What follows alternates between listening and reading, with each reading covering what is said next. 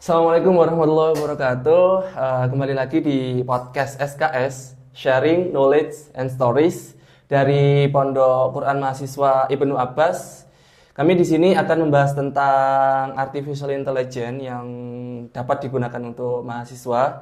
Dan kita kedatangan tamu yang sangat luar biasa.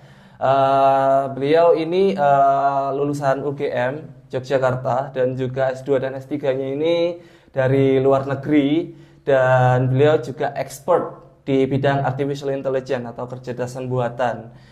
So, kita langsung aja perkenalan diri untuk narasumber yang terbaik kita tentang AI, dan mungkin bisa disampaikan backgroundnya Pak Thomas ini apa, mulai dari awal mengenal AI itu kapan, dan itu pas marak-maraknya AI itu pas kapan gitu Pak? Baik, ya, terima kasih Mas Rafin. Ya, Bismillahirrahmanirrahim. Ya, rekan-rekan semua, ya, Assalamualaikum warahmatullahi wabarakatuh. Ya, perkenalkan, ya, nama saya Thomas Hatofudoli. Ya, saat ini saya sebagai tenaga pengajar, ya, atau dosen di jurusan Informatika Universitas Islam Indonesia. Ya, seperti yang tadi disampaikan oleh pembawa acara atau host kita, ya, host kita Mas Rafin, ya. Jadi memang kami dulu berkuliah di UGM, kemudian melanjutkan S2 kami di Thailand, King Mongkut Institute of Technology Lat Krabang. Lalu kami selesaikan S3 di tahun 2016 di La Trobe University di Australia, Melbourne. Insya Allah. Ya, memang kemudian yang menjadi field studi kami adalah di computer science, ya, di S3 computer science dan computer engineering. Dan memang sejak dari S2 banyak atau memulai, ya, sudah memulai riset maupun studi, ya, belajar terkait dengan AI. Tapi dulu awal-awal AI memang mungkin tidak langsung ke, nanti ada istilahnya, ya, ada yang kemudian rule based, ada yang probabilistic based, seperti itu, ya. Jadi dulu masih kemudian membangun AI atau berkenalan AI itu yang berbasis rule, ya, aturan, ya. Jadi kan kita kadang-kadang bisa atau membuat satu aturan-aturan, ya, atau otomasi. Kan kalau AI itu, ya, kalau kita berbicara AI atau istilahnya artificial intelligence, gitu, ya, artificial dan intelligent, ya, terdiri dari dua kata, kan, artificial dan intelligent. Nah, artificial kan artinya sesuatu yang kemudian dibuat, ya, human made, begitu. Kemudian kalau kita berbicara intelligent itu kan berarti kemampuan, ya, kemampuan untuk kemudian melakukan proses, ya, logik, gitu, ya, penalaran, gitu, ya, berpikir, gitu. Nah, ini yang kemudian dibangun, kan, dicoba untuk dibangun. Jadi artificial intelligence itu berarti kita mencoba untuk membangun satu sistem, satu engine mungkin istilahnya, gitu, ya, untuk bisa berpikir, gitu, untuk bisa kemudian punya penalaran seperti manusia, kan, gitu. Nah, di awal atau cara yang kemudian cukup sederhana ketika kita membangun sebuah artificial intelligence itu adalah dengan membangun sebuah rule, ya, membangun aturan. Kalau nggak gini atau kalau kondisinya seperti ini kita melakukan itu, kalau kondisinya seperti itu kita melakukan ini, misalnya seperti itu. Jadi aturan-aturan yang sesederhana itu kemudian kita susun, ya, tentunya ada lapisan-lapisannya sehingga cukup berlapis-lapis dan cukup kompleks. Jadi ketika ada satu kondisi tertentu maka dia akan kemudian bertindak sesuai dengan aturan yang kita bangun. Ya. Namun juga perkembangan artificial intelligence sekarang ini, ya, itu kemudian membawa tidak hanya kemudian pendekatannya dari atau membangunnya dengan rule atau aturan, begitu, ya, tetapi dengan algoritma-algoritma lain yang sifatnya parametrik, probabilistik, sampai kemudian kita kenal yang namanya jaringan saraf tiruan, ya, yang kemudian itu menjadi basis dari deep learning, ya. Mungkin rekan-rekan pernah mendengar, ya, istilah deep learning. Jadi ini salah satu metode atau pendekatan di artificial intelligence. Ya, ini mungkin mengawali obrolan kita, ya, Mas Kevin, ya. Ya, penjelasannya sangat clear sekali, ya, tentang mulai dari sejarah awal tentang AI itu, mungkin dari mengikuti memang dari rule base sampai jadi yang sekarang yaitu deep learning yang memang sudah kita tidak bisa melihat lagi aturan-aturan yang sudah dibangun dari AI itu sendiri. Jadi kalau dulu itu kita pasti bisa melihat pengondisian dari aturan-aturan tersebut. Dan sekarang mungkin sudah jadi black box ya Pak namanya Pak ya. Black box yang memang itu sudah kayak jadi suatu mesin yang untuk dilihat secara kasat mata itu tidak bisa. Jadi kita ya langsung ke black box dan kita melihat tentang AI itu ya suatu kayak mesin yang memang bisa mengolah suatu informasi dan menjadi suatu pengambilan keputusan gitu ya Pak. Ya, prinsipnya AI itu atau tools kalau kita berbicara AI, kemudian lebih luas lagi data science begitu ya, atau science data, yang kita pelajari adalah bagaimana kemudian kita memanfaatkan itu ya, untuk kemudian bisa kita jadikan sebagai tools atau alat sehingga kita bisa mendapatkan hasil sesuatu gitu. Hasil ini ya hasil analisis begitu ya. Yang kemudian ini nanti bisa menjadi sebuah, kalau bahasa kita ya, kalau di kelas itu adalah sebuah insight yang nanti bisa dipakai untuk proses pengambilan keputusan gitu. Jadi kalau misalnya kita punya data gitu kan, kemudian dianalisis ya, atau misalnya kita membuat sebuah prediksi gitu nih. Oh kira-kira besok nih harga gula berapa gitu ya, prediksi, atau harga bahan baku yang lain berapa. Nah, harga prediksi ini yang kemudian model prediksinya itu dibangun dengan AI itu kan akan membantu ya, membantu stakeholder, membantu ya nanti yang membutuhkan hasil analisis itu untuk apa? Untuk kemudian next kita bisa berbuat apa sih? Ya, untuk kemudian proses pengambilan keputusan. Apakah kemudian kita perlu mengganti bahan bakunya atau mencari bahan baku yang lain yang lebih murah supaya ya tadi kalau misalnya perusahaan atau enterprise yang profit oriented tentunya ini sangat krusial ya hal-hal yang seperti ini. Gitu. Jadi sangat berhubungan dengan data ya Pak. Ini AI itu Pak. Iya. Dan AI juga kayak rely sama data. Jadi kalau nggak ada data itu AI itu tidak bisa ada sampai sekarang gitu kan Pak ya. Ya, jadi memang Mas Raffi ini betul ya. Kalau kita berbicara artificial intelligence ya saat ini ya, memang kemudian yang menjadi bahan bakunya atau core-nya ini untuk kemudian kita bisa membangun sebuah mesin atau engine AI itu ya data gitu ya. Ya alhamdulillahnya kita sekarang berada di era big data ya, artinya sudah sangat mudah sekali untuk kemudian kita mencari gitu ya, mencari data atau mendapatkan data gitu. Baik pun itu image atau yang lain gitu. Misal ya kemarin waktu kemudian ada pandemi COVID ya, kemudian setelah itu muncul banyak sistem untuk kemudian mendeteksi pakai masker atau tidak gitu ya. Nah, ketika kita misalnya ingin membangun sebuah sistem yang seperti itu ya, tentunya kita perlu kasih contoh ya. Jadi bagaimana kemudian sistem AI atau engine AI itu kemudian bisa ya membedakan apakah orang itu pakai masker atau tidak gitu. Atau mungkin kalau sekarang kita bawa ke yang lain lah. Anda mungkin berada di dunia sipil atau arsitektur, konstruksi ya, mungkin seperti itu ya. Anda pengen membantu sebuah perusahaan konstruksi untuk kemudian mendeteksi apakah pekerjanya itu sudah memakai perlengkapan safety gear atau safety helmet lah, vest dan sebagainya, boot gitu ya, dengan lengkap ya atau tidak gitu, secara otomatis gitu ya. Maka ada kemudian engineer yang kemudian dibangun untuk mendeteksi itu sehingga untuk membantu dalam proses ya keamanan dalam area konstruksi. Nah, bagaimana kemudian sistem AI itu bisa kemudian mendeteksi apakah seseorang itu pakai helm atau tidak misalnya. Ya tentunya ada contohnya ya. Karena AI tadi itu artificial human made intelligence. Intelligence kan sesuatu yang sebenarnya melekat kepada manusia gitu ya. Tapi dicoba untuk dibuat tiruannya atau secara artifisial sehingga kita bisa mendapatkan engine yang bisa meniru pola pikir kita kan gitu. Maka sebenarnya prinsipnya sama dengan bagaimana kemudian kita sebagai manusia itu berpikir atau memulai mengenal sesuatu. Ketika kita ingin membangun sebuah mesin yang bisa mengenali pola gambar tadi ya, gambar helm tadi gitu kan. maka ya kita perlu kasih contoh gitu. Contoh gambar-gambar helm itu seperti apa, terutama safety helmet misalnya gitu. Atau contoh yang tadi misalnya masker itu seperti apa, kita kasih contoh.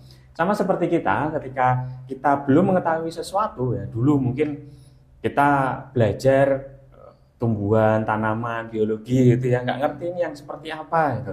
Mas Rafin tahu yang namanya Tasmanian Devil? Wah, belum tahu. Oh, belum tahu. Itu hewan namanya Tasmanian Devil. Wow, taunya kartun nggak? Nggak, kartunnya belum nonton juga. Belum tahu juga, Pak. Nah, jadi kalau ketika Anda nggak tahu gitu ya, Anda belum tahu gitu ya, bentuk-bentuknya seperti apa, ya kemudian kan Anda mencoba melihat, ya, kasih contoh gambarnya ini loh, yang namanya Tasmanian Devil seperti ini gitu. Atau gampangnya oke lah, misalnya yang biasa saya sering kasih contoh begitu ya, mungkin adik Anda atau dulu pas Anda kecil gitu ya, belum tahu yang namanya gajah seperti apa kan gitu. Tapi kemudian ketika Anda dibawa gitu ya, dibawa orang tua Anda, dibawa kakak Anda ke kebun binatang misalnya, ada satu sosok makhluk gitu ya, yang kemudian bentuknya besar, warnanya abu-abu, kemudian dikasih tahu, oh itu yang namanya gajah gitu. Lalu ketika Anda lihat, apa yang kemudian Anda coba lakukan gitu ketika melihat gajah? Oh tahu, itu dikasih tahu tuh gajah. Lalu yang kemudian coba Anda lakukan adalah mencoba merekam kan, mencoba mememorize dengan apa? Dengan menangkap ciri-cirinya gitu. Menangkap ciri-cirinya. Oh, gajah itu warnanya abu-abu kan gitu ya. Kemudian telinganya lebar kan gitu ya, punya belalai yang bentuknya ya bisa melengkung ke sana ke sini dan seperti itu ya, kakinya 4 gitu ya, besar-besar gitu. Jadi ciri-ciri itu yang kemudian coba disimpan dalam memori Anda. Jadi ketika kemudian Anda dipertemukan lagi atau diberikan contoh-contoh gambar gajah yang lain, Anda jadi tahu gitu. Anda tahu oh ini gajah karena Anda sudah ingat, sudah mememorize ciri-ciri karakteristik tadi. Nah, inilah yang kemudian terjadi begitu ya. Inilah yang kemudian bisa kita analogikan sebagai bagaimana kemudian AI atau engine AI itu kemudian bisa mengenali sebuah objek. Jadi kita kasih contoh gitu ya. Kita kasih contoh ya bermacam-macam ya variasi contoh-contoh gambar yang kemudian itu menjadi sampel gitu ya, menjadi sampel dari objek yang akan kemudian dikenali kan gitu. Lalu ciri-cirinya akan direkam. Nah, merekamnya ciri-cirinya itu bagaimana? Ya tergantung kemudian algoritma apa yang kemudian kita pakai kan. Nah, ciri-ciri itu direkam dalam bentuk satu formula matematika kan gitu ya. Nanti. Nah, ini kita nggak bahas di sini, tapi itu nanti dibahas di kelas saja. Di kelas saja, masuk kuliah tentang AI nanti untuk lebih teknisnya. Disimpan di dalam satu formula matematika ya, rumusan matematika gitu. Jadi kayak rumus atau mungkin equation gitu, persamaan matematika. Nah, itu sebenarnya adalah menyimpan ciri-ciri karakteristik dari sebuah objek atau sesuatu lah yang kemudian dicoba untuk dikenali oleh AI itu. Gitu. Aplikasinya untuk AI ini banyak banget ternyata Pak ya. Jadi mulai dari konstruksi tadi, terus dari image yang bisa mengenali apakah ini bisa pakai helm atau tidak pakai helm gitu. Dan juga bisa juga di bidang kesehatan Pak ya. Sekarang AI itu sudah masuk ke dalam bidang kesehatan kan Pak ya. Yeah. Jadi memang kemudian kalau kita berbicara AI ini bukan satu field study yang khusus kayak misalnya sipil atau kedokteran gitu ya. Tetapi AI ini mungkin lebih ke umum general gitu ya, general field study yang kemudian bisa diterapkan di berbagai bidang, berbagai bidang. Mau di tadi konstruksi sipil ya mungkin bisa membuat deteksi untuk safety gear-nya. Di kedokteran bisa membantu membangun sebuah deteksi tadi ya untuk kemudian diagnosis gitu. Tapi diagnosis pun kalau kedokteran ya ini yang perlu digarisbawahi ya, kita belum bisa sampai sekarang ya ethically menggunakan AI sepenuhnya karena memang untuk bisa menegakkan diagnosis masih itu hak prerogatifnya dokter ya. Jadi AI itu dipakai untuk membantu ya, mungkin sebagai early warning atau untuk membantu dalam proses diagnosisnya gitu. Secara otomatis mengetahui posisi mana nih yang kemudian ada kelainan di dalam selnya misalnya. Taunya gimana ya? Kasih contoh kayak tadi. Ya, kasih contoh ini yang kelainan, ini yang normal kan gitu ya. Sehingga bisa kemudian mengetahui mana yang tidak normal tadi ya, yang kemudian itu lokasi sakitnya kemudian dikotain misalnya seperti itu. Dan di field yang lain ya, bahkan di bidang ekonomi untuk kemudian melakukan prediksi apakah terkait dengan customer misalnya ya. Nah, itu bisa juga dilakukan dengan AI. Jadi AI ini memang kemudian sebuah field study yang bisa kemudian kita terapkan atau implementasikan di berbagai macam bidang. Iya, siap. Wow. Nah, itu gambaran tentang AI. Nah, sekarang kita masuk ke inti dari materi kita. Tadi itu masih mukadimah. Nah, sekarang mungkin bisa dijelaskan, Pak ya. Kita itu digembar-gemborkan tentang ChatGPT sekarang, yang memang sekarang banyak digunakan oleh semua mahasiswa dan semua kalangan.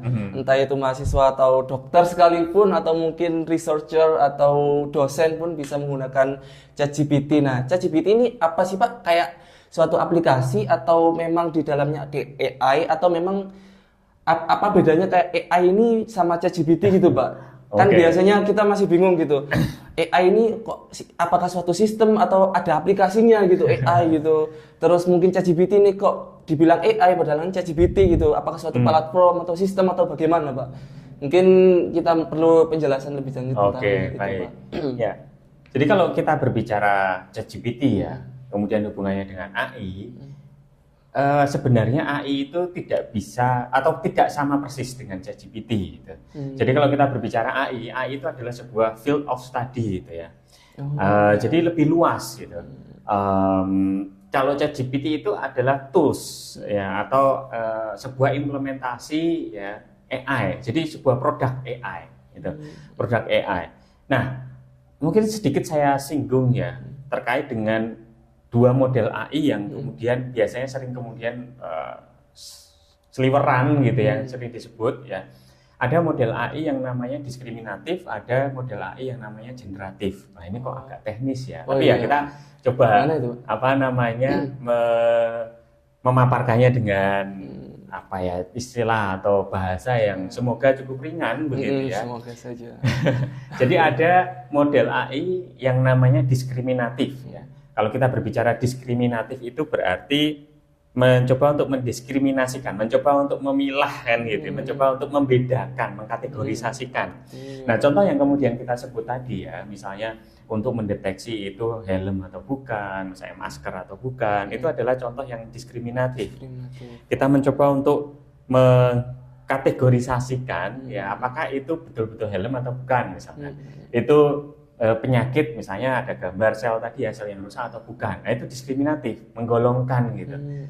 Masuk ke dalam kategori atau kelas yang mana gitu, antara satu atau yang lain. Nah, berbeda dengan model yang kedua yaitu adalah model generatif ya. Kalau model generatif ini di tools AI atau engine AI lah ya, engine AI otaknya gitu ya, engine AI-nya itu ketika dikasih contoh-contoh gambar itu memang kemudian tidak ditujukan untuk mendiskriminasikan atau memilah, mengkategorisasikan ya, membedakan ya, mengklasifikasikan antara satu hal dengan hal yang lain begitu. Tetapi engine AI ini itu diminta untuk mengenali pola, ya, mengenali pola akan sebuah objek. Ya. Misalnya gajah tadi begitu ya. Maka kemudian ketika kita latih ya, istilahnya kan kalau kita mau membangun engine AI itu pakai istilah training gitu ya, atau dilatih gitu ya. Dilatih untuk kemudian bisa mengenali sesuatu. Nah, ketika proses pelatihan itu ya, kalau kita berbicara generatif AI, maka engine AI tadi itu dilatih untuk kemudian menangkap ciri-ciri gitu. Tetapi nanti aplikasinya bukan untuk kemudian membedakan apakah itu gajah atau bukan gitu. Tetapi ciri-ciri itu direkam supaya nanti AI-nya itu bisa membuat atau mengkonstruksikan ya bagaimana sih seekor gajah itu gitu. Atau misalnya gampangnya begini ya, hopefully ini bisa lebih bisa ditangkap secara mudah gitu ya. Kalau kita belajar gitu ya, kita tadi ya dikenalkan dengan namanya gajah. Kemudian kita kenali ya ciri-cirinya gajah seperti apa. Kemudian yang namanya generatif AI itu sama seperti ketika misalnya ketika orang tua atau mungkin guru kita, kakak kita menyuruh kita, Dek, tolong gambarin gajah gitu. Tolong gambar gajah gitu. Nah, kita mencoba kemudian dari informasi yang tadinya masuk ke dalam kita, ke dalam kepala kita gitu ya, memori kita. Bagaimana sih selama ini kita melihat gajah itu seperti apa, contoh-contoh yang ada kan gitu. Kemudian dari karakteristik yang tersimpan di dalam kepala kita, kita coba gambar gajah gitu. Atau kita membuat sebuah objek gajah gitu ya, entah pakai kertas atau yang lain gitu. Tapi kemudian ya bisa mirip, tetapi gajah itu yang kemudian kita gambarkan itu belum tentu in reality eksis gitu, karena itu kan bentuk hasil karya kita ya, gambaran kita terhadap karakteristik gajah yang kemudian kita simpan gitu, kita memorize. Jadi dari karakteristik yang kita simpan, kita bisa kemudian mengenerate kan, mengenerate sesuatu gitu, mengenerate sesuatu ya dari pola-pola itu gitu. Oke, badannya besar, warnanya abu-abu gitu ya, berarti kita warnain abu-abu gitu ya. Ya seperti itu. Jadi ini adalah model AI yang sifatnya atau tipenya itu adalah generatif. Ya. Jadi diskriminatif dan generatif. Nah, ChatGPT ini adalah termasuk produk gitu ya. Produk AI yang kemudian masuk ke dalam kategori generatif tadi. Ya, model yang kemudian ada di dalam ChatGPT ini adalah generatif model. Ya. Sehingga yang biasanya kita lakukan adalah kan bertanya, kemudian ChatGPT akan mencoba menjawab. Ya. Menjawab sesuai dengan atau berbasis berbasis dengan pengetahuan yang kemudian dia terima. Sama ketika kita ditanya tadi, tolong gambarin gajah gitu ya, maka kita akan mencoba untuk menggambar gajah sesuai dengan karakteristik gajah yang kita ingat gitu.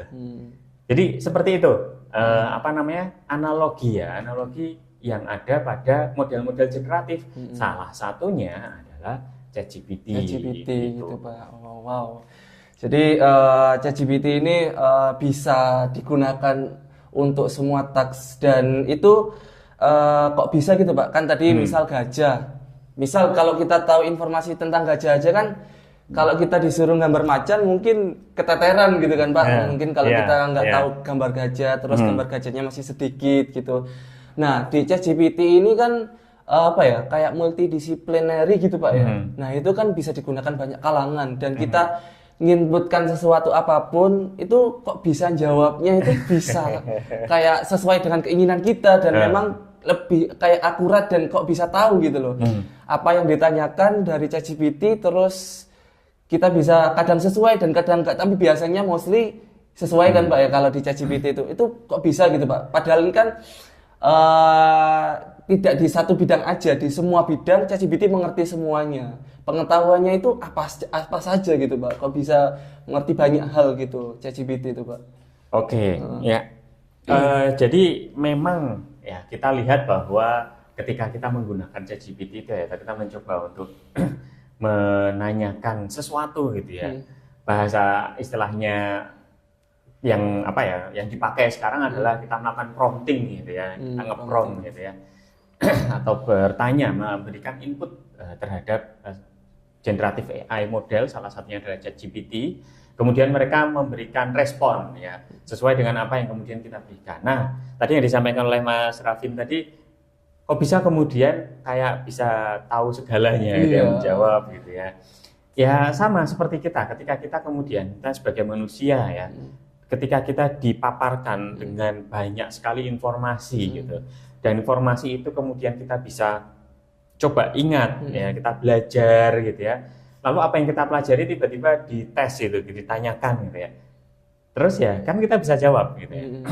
Analogi yang sama ya. Jadi ketika kemudian engine AI ya, apalagi ChatGPT yang kemudian di training dengan begitu banyak sumber dalam bentuk teks ya, utamanya dalam bentuk teks, dan itu kemudian direkam dalam memorinya ya, dalam tadi ya kan basisnya, kalau sekarang kan basisnya deep learning ya, semua neural network di dalam sebuah konstruksi persamaan matematika di dalam jaringan saraf tiruan yang dimilikinya gitu ya.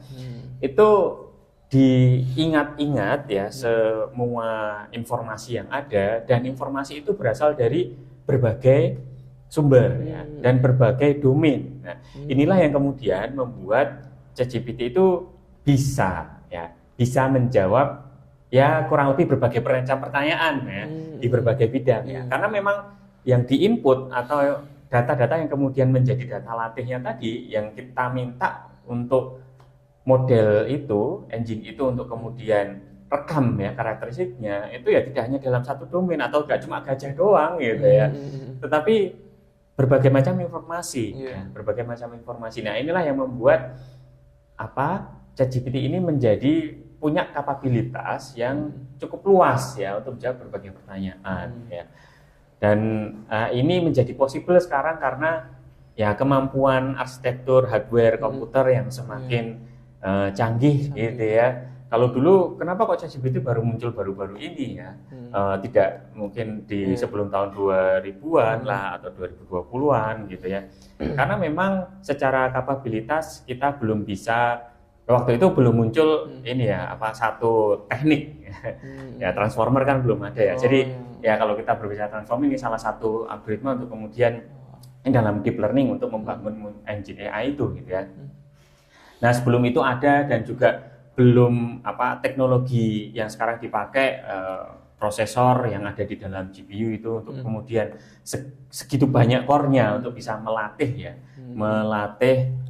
model AI, maka ya it's not possible dulu gitu. Tapi sekarang dengan adanya itu ini jadi banyak bermunculan dan untuk mengolah data yang segitu besar ini menjadi possible gitu. Menjadi possible dan memakan waktu yang tidak begitu lama gitu ya untuk mentrainingnya, sehingga muncul. Jadi kuncinya ada di data tadi sih, kembali ke situ sebenarnya ya. Data yang diberikan. ChatGPT ini di training atau belajarnya itu nggak seperti kita ya Pak ya. Jadi kalau kita kan belajarnya misal kita fokusnya di matematika, ya matematika aja yang expert gitu Pak ya. Tapi kalau ChatGPT ini itu datanya diambil dari semua sumber ya Pak ya. Termasuk data-data kita yang mungkin ada di sosial media gitu Pak. Itu bagaimana? Atau data kita itu diambil dan dilatih oleh mereka atau bagaimana Pak? Soalnya kan ya kita takut misal kita punya data pribadi yang personal yang memang kita harus tutup dan tidak semua orang boleh tahu. Tiba-tiba ini ada makhluk yang kok bisa tahu gitu. Tiba-tiba kok bisa mengetahui secara jelas tentang diri kita gitu Pak. Tapi pertanyaannya kok jadi ke situ ya? Oke. Jadi prinsipnya kalau dari mana data itu diambil ya, dari mana saja gitu ya. Saya personally belum bisa menjawab itu. Ya, dari mana saja exactly ya data itu diambil gitu. Tapi prinsipnya data-data yang kemudian dilatih itu nampaknya atau data-data yang kemudian kalau kita secara umum saja ya secara umum ketika kita melihat ya surfing ya browsing gitu istilahnya di dalam dunia internet gitu ya, semua yang bisa kita lihat ya ketika kita membuka browser gitu ya kemudian kita akses satu halaman tertentu, semua yang kita bisa lihat itu adalah atau posisinya itu kan berarti sebenarnya ada di klien sudah gitu ya. Artinya kita bisa ambil informasinya gitu. Ya sehingga apapun yang kemudian sifatnya publik gitu ya, apapun yang kemudian sifatnya publik itu bisa terambil gitu. Jadi kalau tadi ya ini malah agak bahasa Jawanya agak rating sedikit gitu ya, agak belok sedikit dari konteks bahasa AI kita, tapi nggak ada masalah ya. Nanti nampaknya nyambung juga terkait dengan bagaimana kemudian kita bisa menghandle atau memanage data-data yang kita punya. Jadi selama kemudian data yang kita punya, entah itu postingan, artikel, image, itu kita buka atau kita publikkan begitu ya, statusnya publik gitu ya, bukan private, itu maka itu accessible bagi orang-orang lain gitu. Sehingga ya secara mungkin dari niatan memang ini kita buka gitu. Jadi kalau misalnya ada yang bisa lihat, ada yang bisa ambil, ya sudah, artinya memang dari awal kita sudah niatnya seperti itu. Kalau misalnya kita memang ya tidak ingin kemudian data kita itu terambil gitu ya atau menjadi sesuatu yang kemudian bisa di capture orang lain, ya kita keep it private gitu. Ya kalau so far yang saya tahu ya dari engine AI, generatif AI yang ada sekarang itu mereka kemudian punya policy ya istilahnya ya, policy juga bahwa untuk data-data yang sifatnya personal itu mereka membatasi gitu. Jadi saya pernah melakukan prompting untuk kemudian mencoba untuk kayak mau ganti foto gitu ya, foto kita biasa gitu, terus jadi kayak mungkin karakter di game gitu loh ya, pedang, perisai dan sebagainya, dengan wajah kita gitu. Nah, mungkin di beberapa tools AI yang lain itu ada ya, tapi menurut saya ini kurang ya perlu hati-hati gitu ya. Mungkin di beberapa tools AI yang ada, generatif AI yang ada itu bisa ya, kita punya foto gitu ya, terus sama mereka kita minta untuk generate ya kayak full body dengan full armor gitu ya, dengan pedang dan shieldnya gitu ya, tamengnya. Tapi ChatGPT kemarin saya coba dia nggak bisa, nggak mau gitu. Jadi nggak mau untuk kemudian menggunakan foto yang ada wajah kita untuk kemudian di generate dengan badan body dengan full armor seperti itu. Artinya menurut saya ini baik gitu ya. Artinya ada policy atau ya terkait privacy policy yang kemudian dijalankan oleh mereka gitu. Tapi mungkin tidak semua ya. Nah, kalau ini ChatGPT kemarin saya pernah coba seperti itu ya, dia nggak mau gitu. Jadi responnya langsung menolak gitu. Dan yang sifat-sifatnya mungkin privacy personal sensitif gitu. Jadi memang ada filtering yang mereka lakukan gitu ya, untuk bisa kemudian merespon request kita. Jadi nggak semua. Tapi ya itu perlu hati-hati tetap ya, karena mungkin kalau di tools yang lain itu bisa dilakukan. Nah, ketika itu bisa dilakukan ya otomatis kan kita sharing data gitu ya, sharing data ke mereka. Apalagi mungkin yang akunnya ya masih free gitu ya. Kalau free kan mungkin policy-nya agak berbeda. Kalau misalnya kita berbayar, biasanya kalau kita misal ya berbayar, maka data-data yang mungkin atau yang punya kita ya di-keep di mungkin collection kita saja begitu ya. Tapi kalau yang free mungkin itu bisa accessible mungkin ya, atau itu ya disimpan oleh mereka sebagai informasi untuk mereka juga. Nah ini yang kita perlu hati-hati dan kita bisa cermati bersama. Prinsipnya kalau data-data yang memang betul-betul sensitif ya kita perlu hati-hati lah. Kalau ini bukan masalah AI lagi ya, jadi secara umum ya bagaimana kita kemudian mengelola data privasi kita gitu. Jadi kita harus hati-hati terhadap data personal kita yang kita upload di internet. Tapi kalau misalkan sekarang kebijakannya sudah lain, katanya Pak Domas tadi, yang memang kebijakan-kebijakan dari pelatihan AI itu sendiri itu dibatasi untuk data personal itu tidak bisa dilakukan untuk belajar dari mereka. Ya kita alhamdulillah udah ada kebijakan seperti itu. Semoga saja mereka mungkin nggak semua ya. Mungkin tidak semua. Jadi ya itu tadi perlu hati-hati ya. Tapi ini nyambung sebenarnya karena kan makanannya atau tadi ya sumber untuk kemudian mereka bisa membuat sebuah model engineer kan data gitu ya. Jadi ya itu hati-hati aja karena ya namanya generatif AI tadi ya dia kan bisa mengenerate sesuatu gitu ya. Jadi memang meng-create bisa kemudian kita minta untuk menggambarkan apa tadi ya gajah gitu misalnya, walaupun ketika gambarnya itu kelihatan realistik tapi itu not real kan gitu. Not real. Jadi memang perlu hati-hati, apalagi sekarang sharing foto-foto kita ya, wajah kita di atas tadinya foto kita pakai seragam sekolah rapi gitu, pakai jas, tiba-tiba pakai seragam sepak bola gitu ya, padahal nggak bisa main bola misalkan kayak gitu. Nanti kan jadi kita perlu hati-hati dalam proses sharing itu aja sih. Iya. Nah terkait dengan mahasiswa nih Pak, nah ChatGPT itu kan sering kali mahasiswa itu menggunakan ChatGPT itu untuk tugas-tugas mereka. Seperti kan kalau sekarang kan memang ChatGPT itu expertnya itu di bidang teks kan Pak, maksudnya binatang ini tuh ChatGPT ini tuh bisa mengolah teks demikian rupa dengan inputan tertentu, dan misal kalau case-nya itu tugas-tugas mahasiswa yang memang diberikan ke ChatGPT terus mahasiswa ini menerima secara langsung, dan itu kan kayak apa ya Pak, tugas-tugas dari mahasiswa ini kayak lebih ke cheating gitu Pak, itu bagaimana Pak? Nah, soalnya kan apa ya, kita sebagai mahasiswa ini kalau ada teknologi seperti itu kan ya udah pakai aja teknologi seperti itu ya. Ngapain kita susah-susah mikir gitu untuk memikirkan analisis dari suatu jawaban gitu. Iya. Nah, ini yang perlu kita bangun ya. Ini kalau kita sudah masuk ke ranah sini, ini maka kita yang kemudian berada di lingkungan pendidikan, ya, pendidikan gitu ya, pembelajaran begitu, maka ada beberapa hal yang bisa kita coba cermati bersama. Yang pertama adalah mari kita betul-betul sadarkan bahwa esensi dari belajar, ya, esensi dari belajar itu tuh apa? Gitu ya. Kita di sini mau belajar sesuatu, ingin mengetahui sesuatu, kamu pengen pinter atau pengen apa sih gitu ya. Maka ini yang kemudian kita tekankan pertama kali ya. Nah, di sini tujuannya apa? Belajar. Oke. Nah, ketika belajar baik ya. Dulu ya bukan manually ya.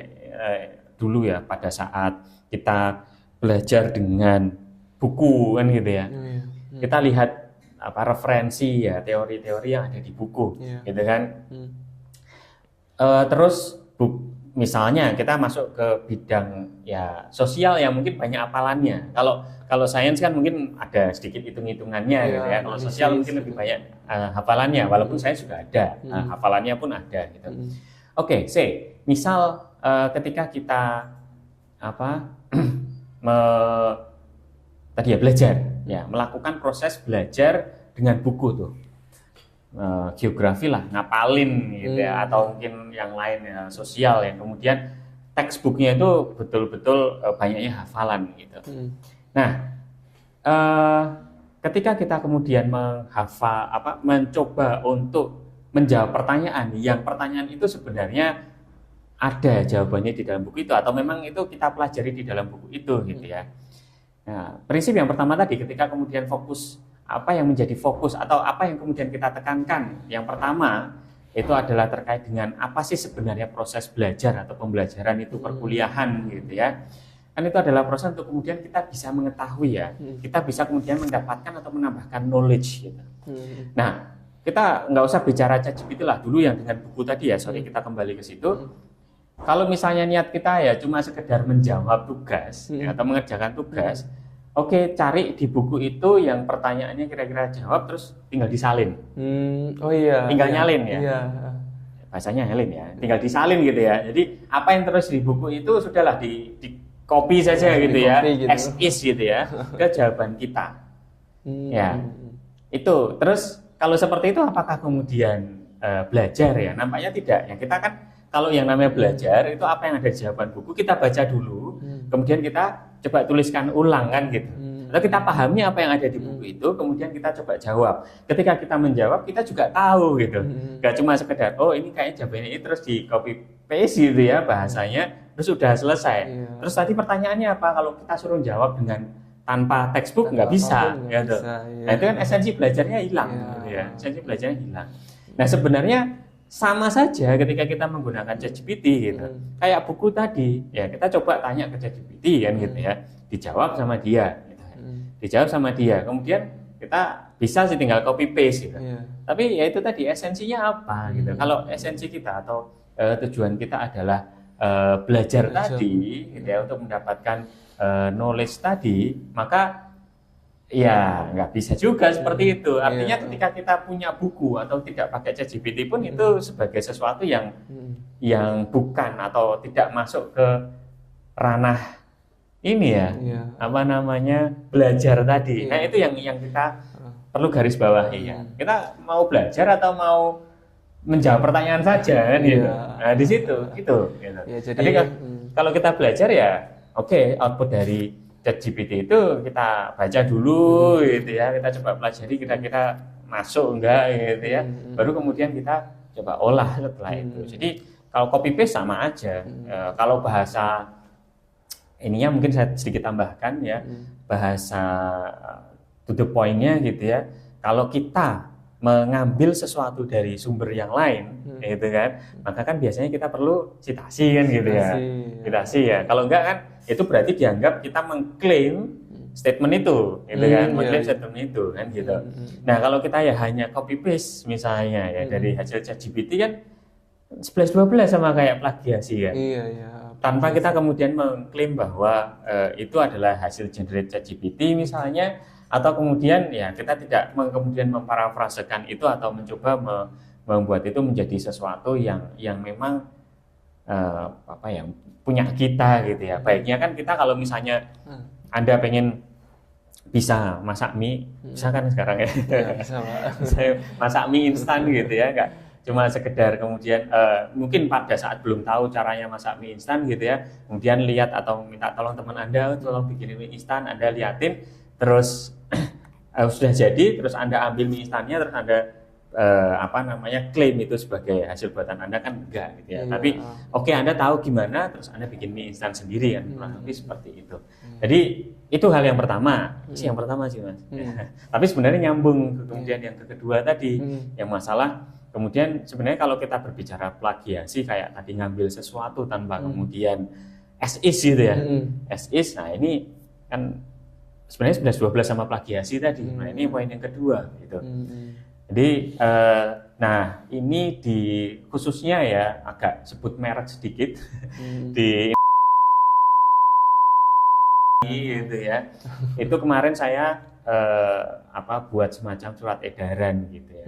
Bahwa ketika menggunakan tools AI itu ya itu tadi ketika itu menjadi proses untuk kemudian mengerjakan kuliah dan sebagainya, kita minta untuk kalau itu as is begitu ya, maksudnya dia menggunakan itu kemudian untuk mendapatkan sesuatu, kita minta untuk memasukkan ya di sharing itu, di share conversation-nya di share. Oh iya, gitu.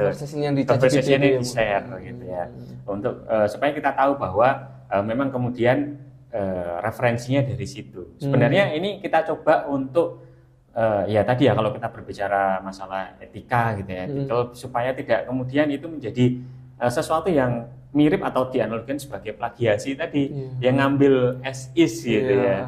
Nah di situ jadi kita kemarin kasih acuan bagaimana ketika kita menggunakan AI ya kita sebisa mungkin kasih itu share conversation-nya ya. Dan poin ketiga yang tidak kalah pentingnya adalah karena tadi ya sifatnya itu tuh generatif, ya kan. Ketika sifatnya generatif itu maka dia bisa menuliskan sesuatu gitu ya berdasarkan pola gitu ya, misalnya kayak referensi lah gitu ya. Referensi misalnya fuzzy logic gitu ya, kemudian penulisnya siapa gitu ya, tahun berapa kan gitu ya, dan seterusnya. Nah ChatGPT tahu cara nulis referensi dengan bener gitu ya, kayak yang ditulis tuh nama orangnya dulu, mungkin tahunnya gitu ya, tahu gitu. Tapi karena dia itu mengenerate sesuatu dari pola yang kemudian dia ingat, terkadang hasil generate-nya itu ya kelihatannya sih oke gitu. Tapi ketika kemudian kita cari betul-betul itu nggak ketemu tuh referensinya, ya fiktif maksudnya. Ya itu kan hasil generate gitu. Kayak tadi kita diminta untuk gambar gajah, ada nggak sih gajah real yang kayak gini? Nggak ada, ini cuma ilustrasi kita. Artinya yang kalau kita cari gajah aslinya ini gimana ya nggak ada gitu loh. Bisa jadi seperti itu, walaupun bentuknya mirip dengan gajah, walaupun bentuknya referensinya kayak bagus tuh, maksudnya judulnya ya kayak judul buku atau judul jurnal, tapi kalau kita cari nggak ketemu, dan itu terjadi ya. Bahkan baru beberapa hari yang lalu kemudian saya mencoba untuk memberikan contoh ya materi seperti itu ya, saya lakukan prompting gitu ya, dan memang hasilnya kemudian list referensinya itu kita coba cari di search engine, nggak ketemu, nggak ada. Nah ini yang poin ketiga yang memang kalau misalnya nanti sebagai mahasiswa ya itu perlu untuk berhati-hati ya, apalagi kalau yang model copas tadi ya, copy paste gitu ya, salin tempel gitu ya. Itu salin tempel yang disalin dan ditempelkan sesuatu yang nggak eksis gitu. Dia coba ngasih referensinya nggak ada, udah langsung coret gitu ya. Hati-hati ya, nanti dapat F. Dapat F gak lulus. Wow. Ini yang perlu hati-hati. Jadi beberapa hal yang kemudian kita perlu garis bawahi ketika menggunakan generatif AI, salah satunya ChatGPT itu, gitu ya. Dalam konteks mencari sesuatu atau kemudian prompting dan mencoba mendapatkan informasi, gitu ya. Seperti itu. Ya, jadi ChatGPT itu awalnya memang kita kalau menggunakan itu harus sesuai dengan tujuan kita apa dulu ya Pak ya. Jadi kalau kita memang tujuannya belajar, ya kita cari informasi di ChatGPT ya boleh-boleh saja. Tapi kalau menjawab soal yang katanya pada pengertian tadi, kalau kopas tadi ya itu perlu dipikirkan lagi. Soalnya kan kalau kopas itu ya kita nggak belajar namanya. Terus kayak plagiarisme terus. Dan memang ChatGPT ini harus digunakan dengan sebaik mungkin dan sebijak mungkin ya Pak. Nah, kalau itu kan tadi konteksnya buat mahasiswa yang mengerjakan tugas kuliah Pak ya, yang memang kayak diberikan suatu pertanyaan dan pertanyaan mungkin mahasiswa sendiri yang memang hasil karya mahasiswa sendiri yang menganalisis hasil karya mahasiswa sendiri. Nah, kalau mungkin ChatGPT ini digunakan untuk seorang yang memang mahasiswa tingkat akhir, misal menulis skripsi gitu Pak, atau menulis tesis yang buat S2. Nah, itu kalau kita tujuannya untuk memahami tentang kalau kita tujuannya itu hanya untuk mengenerate teksnya aja, akan tetapi dari kayak misal kita kalau menulis research gitu Pak. Nah, itu kita sudah tahu semuanya. Objektif dari research kita itu apa gitu. Terus background kita mau apa, problems yang kita tampilkan pada riset kita itu kita sudah mengetahui dan kita memang riset sendiri gitu Pak. Akan tetapi pada penulisan, itu tujuannya kita kan memang gimana sih kita mendapatkan suatu ide dan kita bisa menganalisis ide tersebut dan jadi suatu riset gitu Pak ya. Akan tetapi sekarang ada namanya ChatGPT itu yang memang bisa dibuat dan digunakan untuk menulis suatu tulisan yang membantu kita melancarkan penulisan dan pembuatan suatu riset tersebut Pak, atas skripsi dan tesis tadi. Nah itu apakah diperbolehkan di tingkat mahasiswa S1 sampai S3 atau mungkin sebagai mahasiswa tingkat akhir kita harus menulis sendiri secara manual dan hasil karya kita sendiri gitu Pak. Itu bagaimana Pak? Oke, ya. Menarik ini ya pertanyaan. Jadi sebenarnya ini nyambung dengan poin yang pertama tadi ya. Terusannya gitu ya. Ketika kemudian tadi kita set bahwa tujuan dari penggunaan ChatGPT ini adalah untuk belajar gitu ya. Maka memang salah satu kemampuan dan salah satu advantage, salah satu hal yang bisa kita pakai di ChatGPT ya dalam membantu kita dalam proses belajar tadi itu adalah ketika memang kita mengalami yang namanya cold start problem, mungkin itu salah satunya. Tahu nggak Mas? Belum tahu. Cold dingin, start mulai gitu. Iya.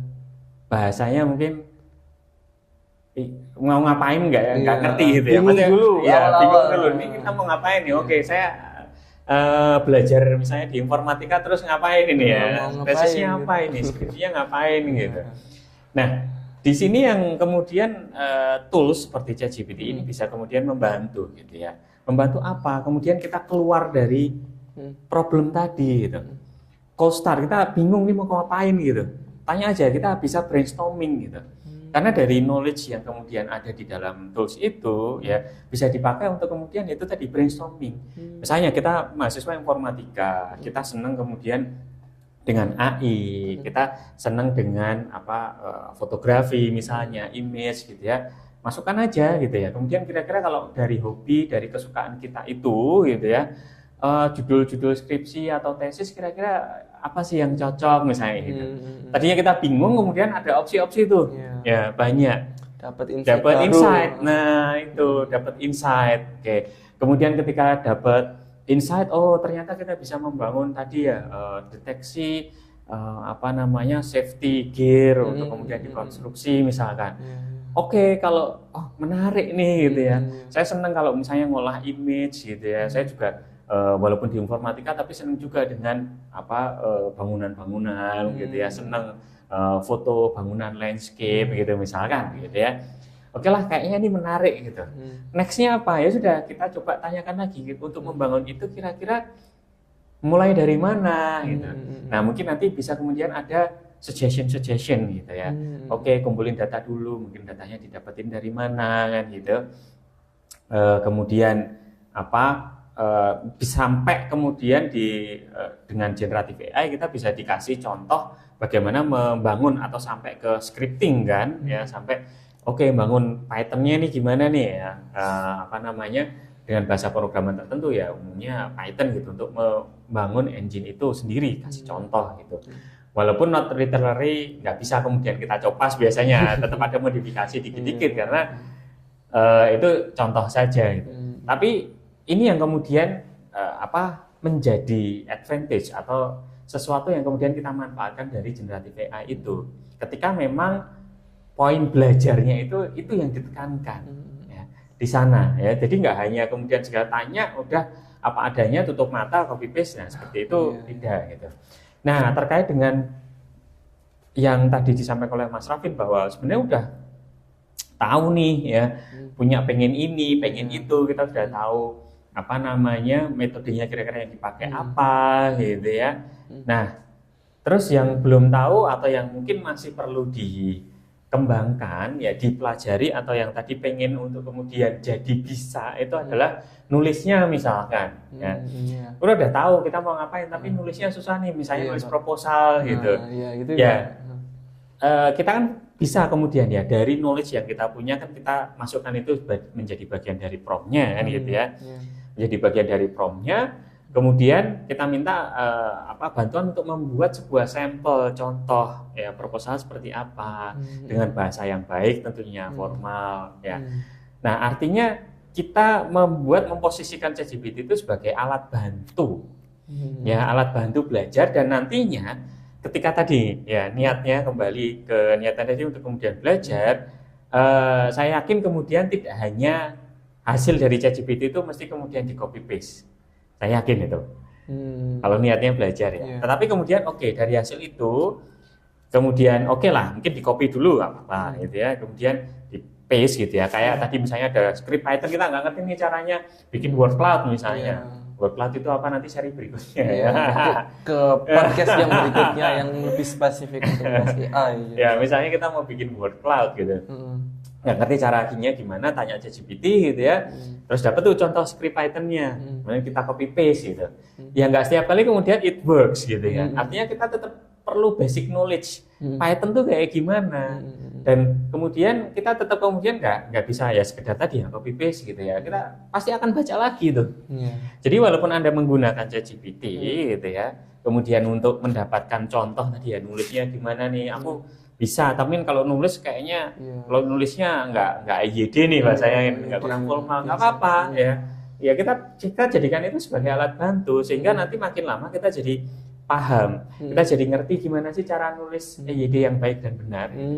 Penggunaan yang kurang tepat adalah yang tadi yang cuma copy paste tadi, udahlah kita serahkan aja ChatGPT as is gitu ya, space percaya aja lah gitu ya, hasilnya kayak gimana.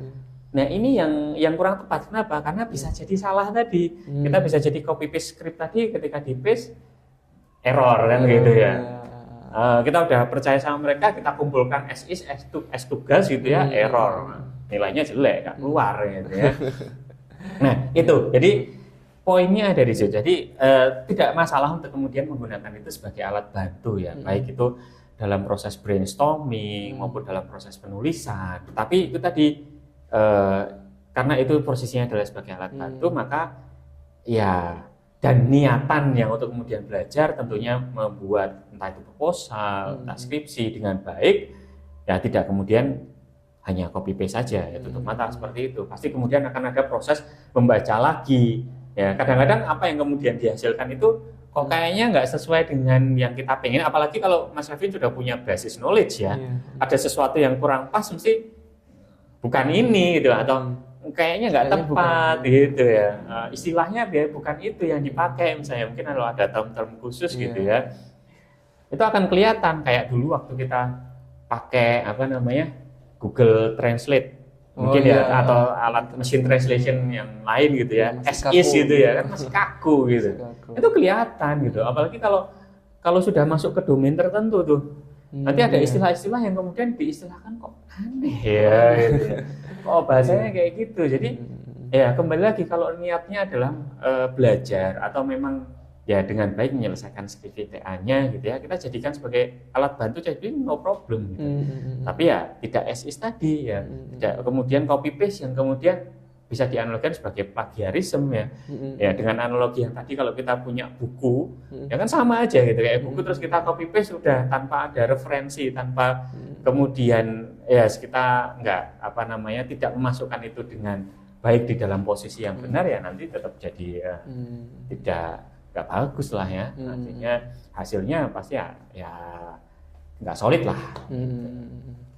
Nah, untuk kebijakannya sendiri, penggunaan AI atau ChatGPT yang lebih spesifik itu di Indonesia ini bagaimana ya Pak? Maksudnya apakah kita itu memang boleh secara keseluruhan kita itu memakai ChatGPT, atau ada batasan-batasan tertentu untuk mahasiswa yang ada di Indonesia, mungkin dari Universitas UGM yang Pak Domas dulu S1-nya itu mungkin ada kebijakan tertentu, atau mungkin di UI sebagai dosen mungkin ada batasan-batasan tertentu untuk mahasiswa mungkin tingkat akhir untuk menulis skripsi Pak, yang memang ditujukan untuk mereka gitu Pak. Kalau tugas kan untuk mahasiswa semester 1 sampai semester 6 kan sudah jelas kalau kita mau pakai itu, kita mau ngapain dulu, belajar. Misal kalau memang belajar ya kita harus memahami generate dari ChatGPT tadi. Nah, kalau mahasiswa tingkat akhir Pak, yang krusial ini kan memang menggunakan tools tersebut itu secara semuanya gitu Pak. Tidak ada batasan-batasan tertentu. Itu kebijakan di Indonesia ini bagaimana? Apakah sudah ada kayak surat edaran tertentu, atau memang dari Menkominfo itu melakukan ini, atau mungkin dari badan riset yang memang fokusnya untuk riset itu memang ada batasan dari penggunaan ChatGPT tersebut Pak? Baik, terkait dengan kebijakan untuk saat ini saya belum bisa menjawab. Ya, dari takutnya nanti salah gitu ya. Apalagi yang levelnya Indonesia nih ya.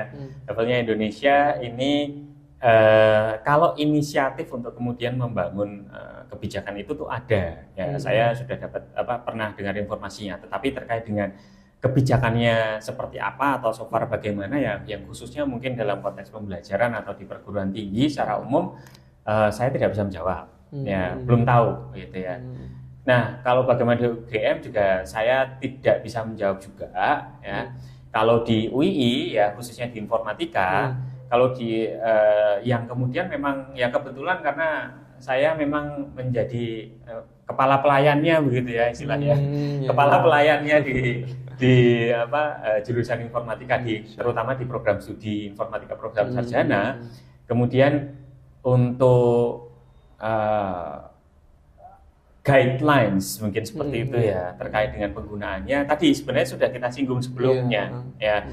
Prinsipnya kita niat awalnya itu adalah belajar, jadi memposisikan, jadi kita bikin surat edaran, nanti bisa di-search di websitenya informatics.ui.ac.id begitu ya.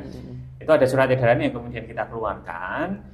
Pada prinsipnya adalah ketika pengerjaan tugas ya maupun skripsi gitu ya, selama dosen itu memperbolehkan, itu boleh, tidak ada masalah dalam menggunakan itu. Tetapi posisi menggunakannya tadi ya itu sebagai alat bantu, sebagai alat bantu untuk belajar. Terus kalau tadi Mas Rafin bilang skripsi itu kan skripsi ya tingkat akhir ya, sebenarnya tinggal macam-macam gitu. Maksudnya bukan kemudian pas awal semester 1-2 yang menurut Mas Rafin itu adalah proses fokus belajarnya gitu. Ya. Saya kok agak kurang sepakat dengan itu gitu ya. Karena ketika di tingkat akhir pun itu sebenarnya proses belajar masih ada terus gitu. Ya, masih ada terus.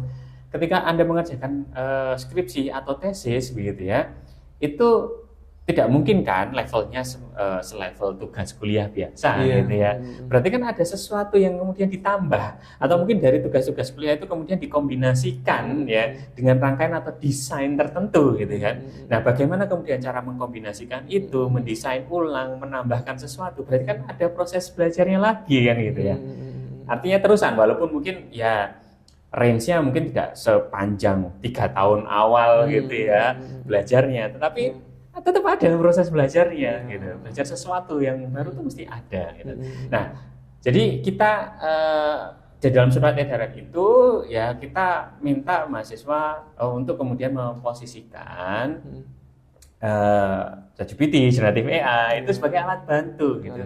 Sebagai alat bantu tadi untuk mengakselerasi proses belajarnya, memperbaiki ya tadi ya misalnya tulisan merasa memang nulisnya agak susah gitu ya. Kemudian meminta bantuan untuk ini gimana sih contohnya gitu ya cara penulisannya. Tapi tetap dari situ ya jangan kemudian atau tidak bisa kemudian ya hanya sekedar salin tempel gitu. Tapi kemudian dari situ contohnya oke ini adalah cara penulisan yang baik. Oke, kita ambil, kita kan masih perlu sambungkan dengan yang lain gitu. Bagaimana kemudian kita menyambung benang merahnya gitu ya. Kemudian dari paragraf yang satu ke paragraf 2 itu kira-kira nyambungnya gimana, kata-kata apa yang cocok, itu kan masih kita perlu baca lagi, Mas. Nah, ketika kita membaca lagi, menyulam-nyulam tadi itu kan pekerjaan kita juga, proses bacanya di situ. Jadi no problem, intinya no problem, tapi guidelines-nya itu. Dan hati-hati ketika kemudian nanti ya, apalagi bertanya terkait dengan tadi referensi ini yang cukup krusial karena ini SST sungguh-sungguh terjadi begitu ya. Bahwa ada yang kemudian sampai pada level skripsi pun ada referensi yang fiktif gitu. Masih draft ya, draft gitu ya. Tidak hanya tugas. Nah, ini yang kemudian kita tekankan ke rekan-rekan mahasiswa kami untuk selalu ya. Nah, itu tadi ya. Ketika posisinya adalah untuk belajar menggunakan ChatGPT sebagai alat bantu ya, kemudian melakukan cek recheck tadi insya Allah aman ya, tidak ada masalah dan itu diperbolehkan gitu. Tapi kalau sampai ketemu yang seperti itu ya siap-siap dengan konsekuensinya gitu. Wow, ya. Kalau misalnya abai gitu ya, nggak ada referensi ternyata fiktif ya, kita sudah sampaikan ya, di guidelines sudah sampaikan untuk kemudian cek itu, jadi ya hopefully siap juga dengan konsekuensinya. Ya prinsipnya bottom line ChatGPT ini adalah tools yang menurut saya bermanfaat karena tadi ya bisa membantu kita dalam cold start problem, mengakselerasi yang tadinya nggak ngerti nih caranya codingnya gimana, tanya keluar tuh ya, kasih contoh gitu ya, jadi mengakselerasi tapi dengan dalam konteks koridor niatan yang memang belajar tadi ya, tidak hanya kemudian serba instan atau praktisnya gitu ya, karena kita berbicara di dunia pendidikan kan gitu ya, di dunia ini. Jadi all good, tapi kita memposisikan diri kita ya sebagai pembelajar dan menggunakan ChatGPT sebagai alat bantu dan ya berhati-hatilah gitu. Tetap basis knowledge kita tetap perlu punya juga. Gitu. Nah itu dari teman-teman mulai kita pembahasan AI sampai ke ChatGPT sampai ke penggunaan ChatGPT, dan kita harus bijak juga dalam menggunakan ChatGPT, tidak hanya copy paste saja, akan tetapi kita harus ada proses belajarnya untuk menggunakan ChatGPT tersebut gitu. Jadi tadi mulai kita dari definisi AI, apa itu AI, dan juga membahas tentang data. Kita harus menjaga data kita tidak tersebar sedemikian rupa agar tidak dilatih oleh ChatGPT gitu, dan sampai ke kebijakan-kebijakan yang bisa dijadikan referensi untuk teman-teman buat mengerjakan tugas ataupun untuk mahasiswa tingkat akhir bisa lebih bijak lagi dalam menulis skripsi gitu teman-teman. Jadi sekian mungkin dari podcast kami. Jadi terima kasih Pak Thomas telah datang ke podcast ini. Mohon maaf jika kalau ada yang memang kurang dan bahasanya terlalu teknis. Dan memang itu sulit dijelaskan secara gamblang memang. Dan terima kasih Pak Thomas juga bisa menganalogikan hal yang teknis tersebut itu bisa kita jadi mengerti sebagai orang awam yang memang kita perlu pengetahuan tersebut. Ya, terima kasih. Assalamualaikum warahmatullahi wabarakatuh. Waalaikumsalam warahmatullahi wabarakatuh. Ya.